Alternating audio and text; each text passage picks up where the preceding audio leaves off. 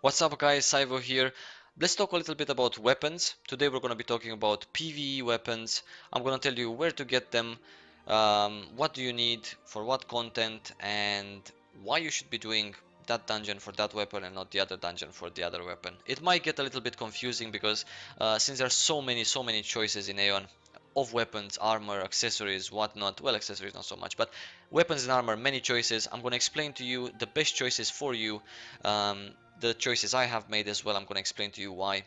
In any case, I am a Templar. I am wearing for PvE. I am even for PvP sometimes. I'm wearing a sword and a shield. Now, the reasoning behind sword and shield and not mace and shield, for example, or warhammer and shield, is because the Hyperion set of armor completes itself with a sword. So I am a big fan of Warhammers. I've liked Warhammers since 1.5, um, but I cannot wear one now because I just have this Hyperion set and I want it to be complete.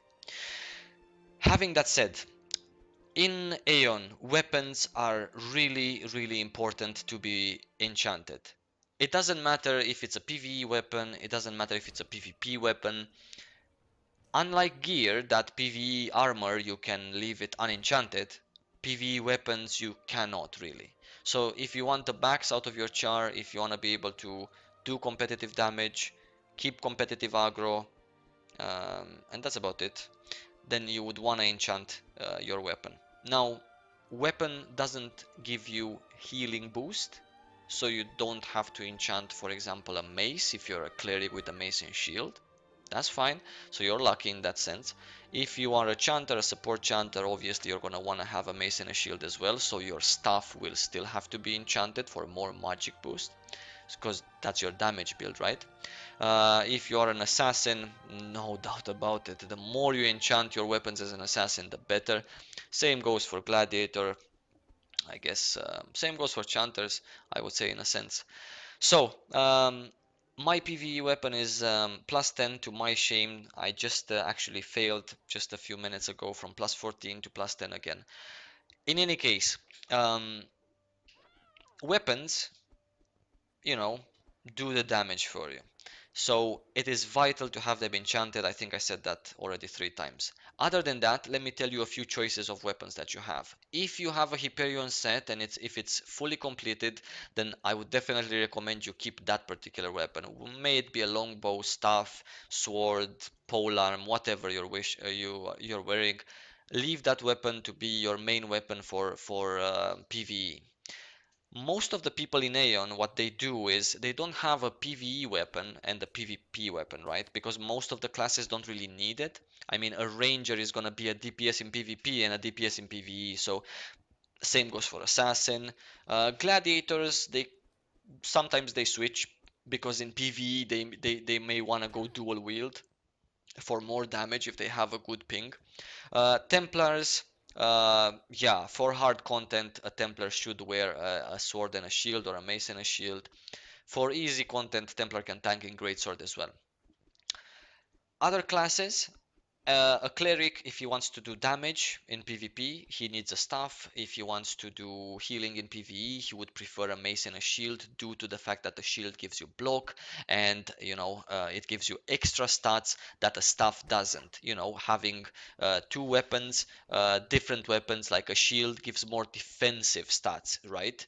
A staff, even if you can combine two staffs together, so in theory it's 8 stats under the main staff, you still get offensive stats, right? Of course, you get HP and such, but most of the times you get offensive things like, I don't know, HP, accuracy, attack speed, crit attack, stuff like that. Having a shield and a mace, or a shield and a sword for physical classes, that gives you the defensive things of a shield. For example, they give you a physical defense, block, minus enmity boost for healers, plus enmity boost for tanks, which is aggro, magic resist, HP, etc. So choices that you have, where to get your weapons. As I said, Hyperion safe if it's full, congrats to you. If it's not full, then go ahead and do Runadium. Runadium gives you really good weapons. These weapons, for example, Brigade General weapons, I would not advise you to wear them. They have too many ancient mana stone slots, and I just don't trust them. So I'm sorry, guys, I just don't trust them. Hyperion weapon is better than this one anyway because it gives you more HP. Now, for me as a tank, I do want more HP instead of a bit more attack, right? I don't need 20 more attack. I would prefer having, 20 more HP. This one gives me 100, not 100, but 10 more HP. So I still prefer that, plus it completes the set. Now, if you have a brigade general weapon, I don't know, good for you. I don't want to recommend you that. I think it's a beginner gear, the Rentus hard mode gear and weapons. I would recommend you going Runadium. Runadium gives you a pretty sweet weapon. I think that is the weapon that you should go for. Now, that is a purple weapon. If you get it 6 slotted, that's even better. If you combine that weapon, if you're a DPS class, right, and you combine that weapon with a PvP weapon, go ahead and make it plus 15. Enchant it as much as you can. If you can do it plus 16, 17, do it. If you can do it plus 20, do it. Plus 60, do it. Now, other than Runadium, if you don't have Catalamize gear, then Runadium. If you don't have Runadium nor Catalamize, then you're kind of fucked. You can wear this shitty Brigade General weapon. Now, I don't recommend you getting a Sauro weapon, it drops too rare. I don't recommend you getting a Rune Shield Tower weapon. It's realistically not gonna be possible for you to get one because not many people do this content, and when they do, it drops so rare that it's actually not worth it for you to do Rune Shield Tower for weapon or Sauro for weapon. So it's gonna be Runadium or Catalamize. Now, there is another option. You can go for a crafted weapon. A crafted weapon is a really good weapon. I'm going to show you my shield. My crafted shield is one of the best shields you can realistically get at the moment. Of course, there is the Makarna one, right? That you can also get if you're lucky to drop it. But it doesn't really drop purple, first of all, and second of all, it's not always achievable to complete the dungeon at the moment. This crafted shield can only be made to plus 12 tops. After plus 12, if you want to go to 15, 17, etc., you need to use all powerful stones and you need to make the evolution possible on it always. So that kind of sucks because if you want a shield, then you obviously want as much block from enchanting as possible. But it is still better than Runadium, as you can see. It's better than Runadium. Catalamize doesn't give you a shield. Sauro shield is more of a magic resist shield and this one is better. So the best shield option at the moment is the purple one from the crafted one. That's the best option for you at the moment. Of course, if you can afford an Abyss shield, go ahead and do it. You know, it's Abyss gear, might as well get it to plus 20 anyway. You're not shy in spending some money because it's PvP gear and that one is a must to be enchanted. Go ahead and buy yourself a PvP shield. Even if it's eternal and it has, I don't know, 100 less block, I think it's still a good option to get to plus 16, 17, 18 than trying to get this one higher than plus 12, which is the max. Granted, crafted gear, super easy to get to max, super easy to enchant until the maximum enchanting possible, because crafted gear has a higher chance of succeeding when you enchant it. So keep that in mind. If by chance you have a PvE weapon, purple, it's a crafted one, you think you want to spend some money, I think that you're gonna have no problem getting it to the maximum possible, which is 12 in the case of this legendary Master Noble things. It can be dagger, sword, greatsword, polearm, etc. Weapon-wise, for damage, I personally use this greatsword. This is a extendable greatsword. It is the level 65 version. You get it by having the level 60 extendable from Tiamat's hideout and a recipe and some mats, and then morphing it to the level 65 version. Now, this particular one is plus 15. Looking forward to getting this to 20. This is gonna be my second big project after my shield, when I get the shield to 20, because I think that's the best thing I could do.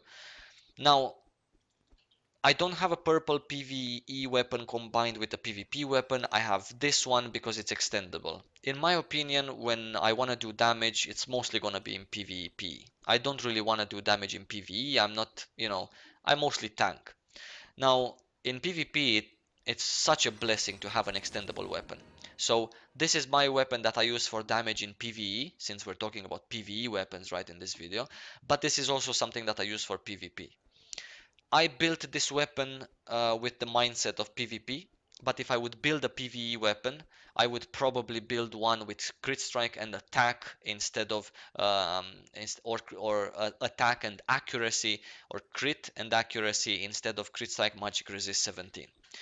Now, you can have various choices for weapons. You can have weapons from Runadium, two-handed weapons they are purple, so they are really good. You can be lucky to get them 6-slotted, and then you can combine them with another 6-slotted Abyss weapon that you can buy with Abyss points and medals as well. So that makes it into a purple weapon combined with a PvP weapon, which makes it really awesome.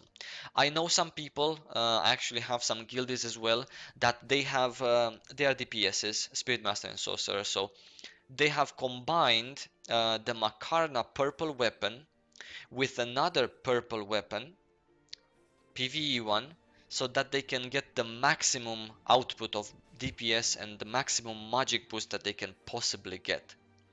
Because PvP weapons have lower stats, lower magic boost, lower accuracy, lower everything, because it's PvP after all. Then that's why they went that choice. Now they do have PvP weapons as well, but they prefer to keep a Hyperion weapon combined with a PvP weapon, and then have the Makarna weapon combined with another PvE weapon, so they can get the maximum out of it. If you're into min-maxing your character, do as they do, because combining a PvE weapon with a PvP one is always gonna give you lower stats than combining two PvE weapons with themselves. Now, I'm not gonna get into PvP weapons, guys. Combining them, that's up to you. I just gave you the options, and I told you that it is possible to combine two PvE weapons for people that are crazy about their damage, like my guildies. Now, other than that, guys, Catalamize weapon, Runadium weapon, and that's about it. There is no other real PvE weapon that you would wanna have at endgame. Make it plus 15, make it plus 20 if you can, and be happy with it, because every plus that you put on your weapon, it gives either attack, in my case, or magic boost if it's an orb, tome, staff, etc. And that's about it. That's about all it gives. Extra attack or extra magic boost. I wish you guys lots of love, and hope to see you in game.